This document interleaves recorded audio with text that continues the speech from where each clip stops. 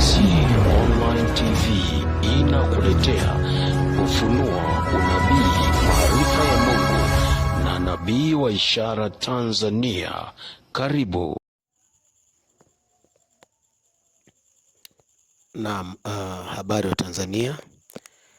Nimekuja hapa, ninajulikana kwa jina la nabii wa ishara Tanzania, mtu ambaye ninatabiri mambo mazito ya taifa ambayo yamejificha na yanataka kutokea kila mwezi na kila mwaka unapofunguka. Watu wengi nafikiri mnanifahamu, wala hakuna ugeni sana kwa wale ambao wananifuatilia katika peji za nabii wa ishara Tanzania. Nilikuwa katika safari siku ya Ijumaa nilikuwa katika safari. Sasa kukatokea kamjadala kalikokuwa kanagusagusa mambo ya kisiasa, na mimi ni mtumishi wa Mungu, nikawa nasikiliza kwa makini sana. Basi nikaona katika ule mjadala ule ulikuwa unamzungumzia, kuna watu kadhaa walikuwa wanazungumziwa, alikuwa wanamzungumzia Msukuma, jinsi ambavyo alikuwa anatoa pointi za muhimu bungeni. Kuna kitu nilikuwa nasikiliza afu najifunza, yani nagundua kitu maana yake. Kisha wakaanza kumjadili mbunge mmoja wa kike, nilikuwa sijamjua jina vizuri, anaitwa Sigrada Mligo. Mbunge sijui ni wa nadhani yuko Chadema nadhani. Yes, nadhani yuko Chadema. Kama nitakuwa nimekosea mtanisaisha, kwa sababu si mfuatiliaji sana wa mambo ya kisiasa kwa ukaribu, na yafuatilia tu kawaida hivi kuweza kujua mambo ya muhimu ya kushauri na nini. Okay, sasa huyu akasema, wakawa nazungumza kwamba huyu mbunge bwana ni mbunge ambaye yani ana hoja zenye nguvu sana, kama alivyomzungumzia Msukuma.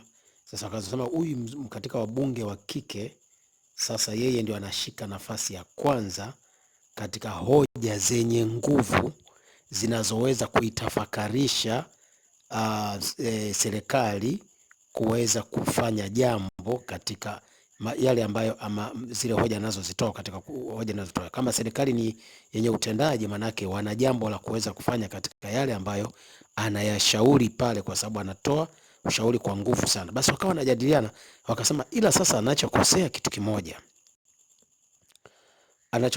kimoja, ni kwamba anatoa zile hoja kwa nguvu na zina nguvu, lakini sasa anatoa kwa hasira. Yani wanasema sasa, yani asinge kuweka zile hasira, hoja zake zilikuwa zinaeleweka zaidi, lakini sasa akitia ile hasira ile anapokuwa anazungumza kana kwamba amekasirika, huwa anaharibu ule utamu wa hoja. Kwa hiyo sasa mimi nikasema okay, nilipofika safari nikasema ngoja nimfuatilie huyu mbunge nisikilize. Nikasikiliza kipande cha walikuwa nachangia sijui mambo ya barabara ya Njombe huko, nikasikiliza kwa makini sana. Basi nikakutana na kile kijikripu cha vichekesho kidogo, kinachekesha kidogo. Kile kinasema kwamba alikuwa yani inaonekana sijui wanamuogopa, sijui wabunge wenzie wale wa kike, hata baadhi, yani sio wote, naona wanamuogopa, yani wamefika mahali wanamuogopa. Kama sikumuogopa basi kuna ile nini kama wivu, kwa nini anachangia sana na kwa nini anajiamini. Kuna hicho kitu ambacho ni mimi binafsi ndikiona. Kuna mbunge mmoja sijui anaitwa Lucy, sijui Lucy, kitu kama hicho Lucy. Sasa Lucy akawa huyu mbunge huyu, sasa huyu Sigrada huyu akawa anasema hivi, anataka nani, yani kuna jambo anataka aelezee. Kwa hiyo akawa anaomba ile nafasi ile, kwamba ile nafasi ambayo anakuwa ana neno nataka aseme. Wanasema nini, utapokea hiyo, unasema utapokea hiyo nani, taarifa, nataka kumpa taarifa, ni ampige taarifa. Sasa alivyosema huyu mbunge huyu Sigrado, alivyosema taarifa, huyu Lucy alikuwa anaongea, akarudi tena taarifa, mheshimiwa naibu spika, akasema taarifa nini? Yani huyu nani, huyu mbunge Lucy akasema akawa anakataa ile taarifa. Hakuna cha taarifa hapa, sijui hamna cha nini. Yani akawa kama anapinga. Sasa ikawa ni kichekesho cha hali ya juu pale. Yani kwa sababu alijibu kwa hasira, alafu anapinga kitu ambacho ni sheria kufanyika. Yani kwamba hakuna cha taarifa hapa. Akawa anapinga taarifa. Sasa ni kichekesho kidogo, kimetuchekesha kidogo kwamba yani wewe unawezaje kupinga taarifa, yani wakati ni haki ya mtu kupewa taarifa, yani kutoa taarifa kwako. Lakini yeye anapigwa taarifa sana mwenyewe huyu. Sasa mimi katika kufuatilia kidogo hivyo, sasa ndio nikagundua jambo la kumshauri huyu mbunge. Ni shauri tu kwamba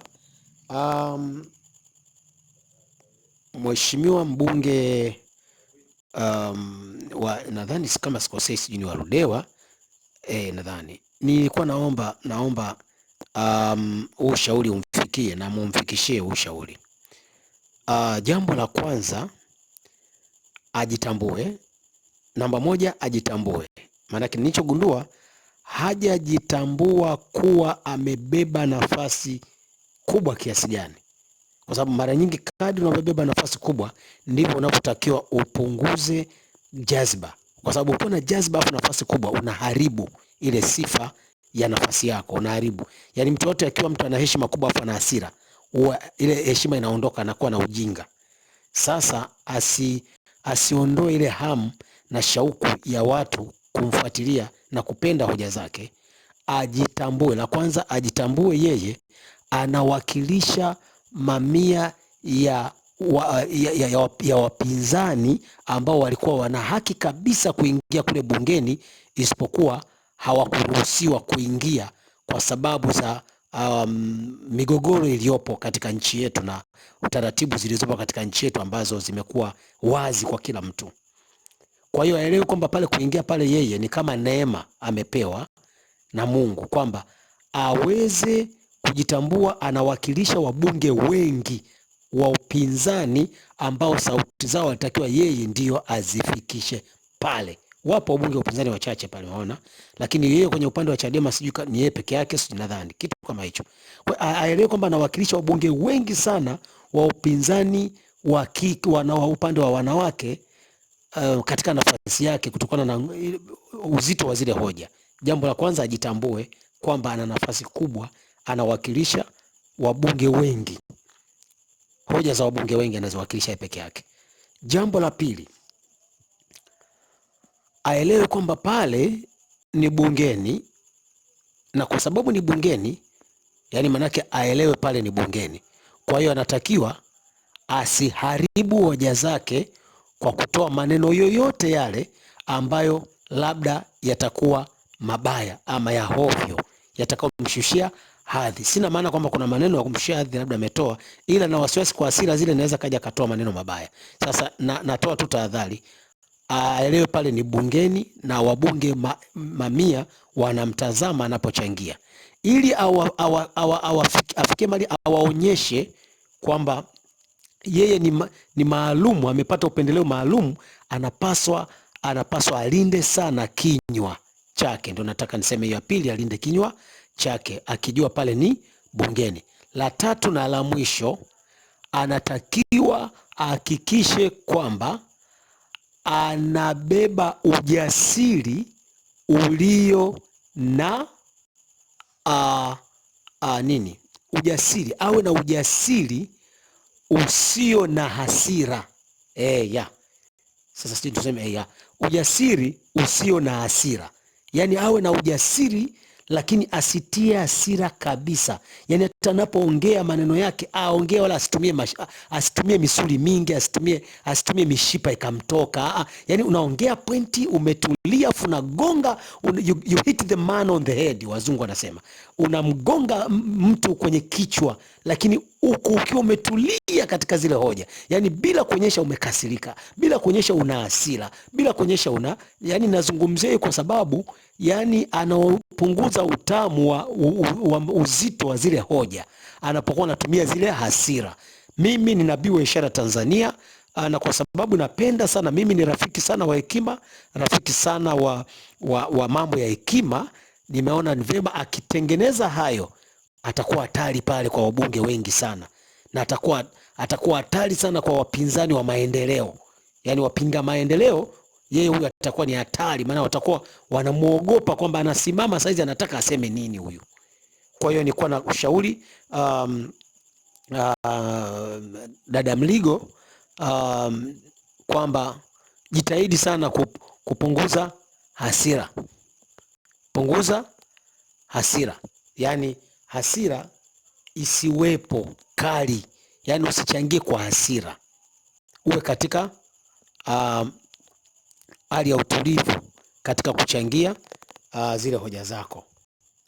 Labda nimwachie neno dada yangu huyu, maana na mimi natoka mikoa ya huko huko. Hebu nichanganye ile lugha ya mchanganyiko pale. Dada yangu Mligo, pewi longa mumio gavanu utana kulonga kwa hasira, ulongage unofu. Yani nadhani kidogo hapo ujumbe utakuwa umefika. Mungu akubariki sana, naomba ushare wale watu wa kule, nadhani utakuwa umeshaelewa. Sijazungumza kibena hicho na wala si kieni kama vile nimekichanganya, lakini nadhani tayari wale watu wa kule wanafahamu kwamba pewi longa mupamio gavanu utana kulonga kwa hasira. Utana kulonga kwa hasira. Itakusaidia sana, itakusaidia. Mungu akubariki sana wewe unayefuatilia kurasa za Nabii wa Ishara Tanzania, lakini pia na mbunge Mligo. Mungu akubariki, akutie nguvu, akulinde, wakilishe wabunge wengi walio katika upande wa wanawake, upande wa upinzani. Inasaidia na ina angalau kidogo inapunguza zile hasira za kukosa wawakilishi bungeni. Mungu akubariki sana.